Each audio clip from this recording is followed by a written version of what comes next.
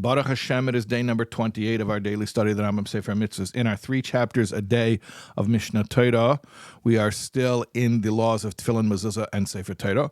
The Tefillin part we've covered because a couple days ago we did the head Tefillin, and then yesterday we did the arm Tefillin. So now we're moving on to new subjects within these related subjects. And here we go. I'll introduce it properly.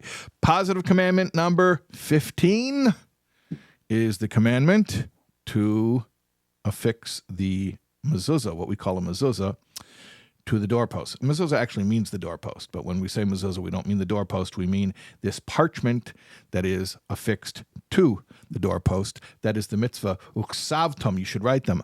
Al mezuzah speisecha uvisharecha, upon the doorposts of your house and your gates. And it is important to note that the mitzvah is not just how to properly prepare the parchment, but also where to affix it, how to affix it, and all of those laws are included in the Mishnah Torah. And of course, on just a very practical level, remember to get your mezuzahs checked. Our custom is to do it even more frequently than is halachically required. We try to do it every Elul at the end of the Jewish year as a preparation going into the new year. The second mitzvah today, now moving out of mezuzah into, what do you think it is? Right? These are the laws of, in the 3 chapters of Mishnah Torah, is the laws of Tefillin, mezuzah, and Sefer Torah. Okay, so we just said mezuzah. Where are we now? You guessed it. Positive commandment number 18. The mitzvah to write a personal Torah scroll. Every Jewish male is obligated to write or to acquire a complete Torah scroll for himself. Why do we not see people doing this? Why doesn't everyone have a personal Torah scroll? This is actually the question that the Rebbe asks in a Sicha. It is in Likutei Sichas Chelik Chof Daled.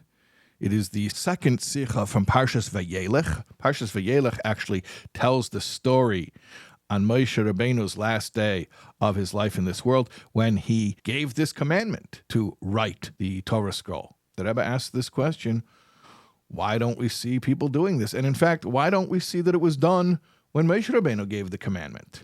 So I want to encourage you to learn the original Sicha, but I'll tell you in a very, very, very small nutshell the Rebbe's answer, and that is that actually a communal Sefer Torah, especially the way that we use Torah scrolls today, we don't use them for studying, we use them for communal Torah readings. The communal Sefer Torah accomplishes this mitzvah.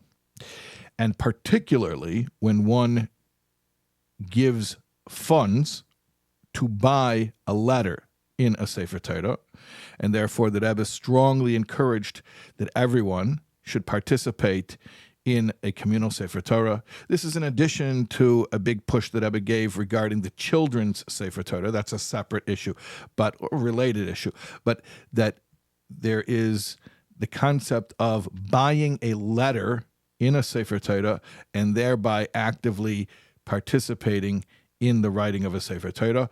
And the Rebbe says, not only is that like, okay, after the fact, yeah, I guess it counts, but actually, if you learn the Sikha, the Rebbe says, that seems to be the way that they did it in Moshe Rabbeinu's time. It was a communal Sefer Torah. So that is the way that we do the mitzvah.